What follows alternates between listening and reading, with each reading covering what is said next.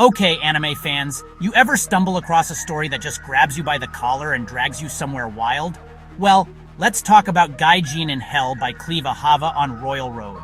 It's not technically an anime yet, but trust me, it has all the wild energy and emotional chaos you crave. So, what's the deal with Gaijin in Hell? The premise is straight up insane in the best way. Imagine a Japanese-inspired hell, but you're not some local yokai or demon. Nope, you're a Gaijin, a foreigner, who somehow ended up in this twisted afterlife. It's like being isekai'd, but instead of a fantasy kingdom, you've landed smack in the middle of an infernal bureaucracy that makes the DMV look like a summer camp.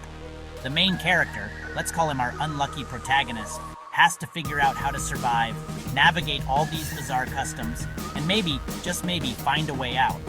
It's hilarious, it's brutal, and it's honestly a fresh take on the whole outsider in another world trope.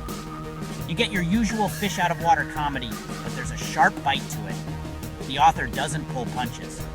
Now, for all you anime fans who love deep themes, Gaijin in Hell is basically a love letter and a roast to the isekai genre.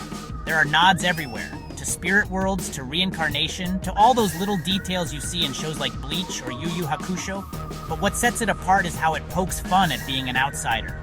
The protagonist is constantly tripping over rules, offending demons, and getting into trouble just because he's, well, not from around here.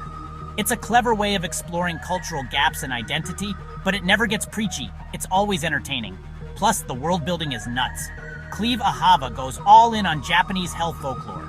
Think rivers of blood, demon bureaucrats who care way too much about paperwork, and punishments that are both creative and weirdly specific.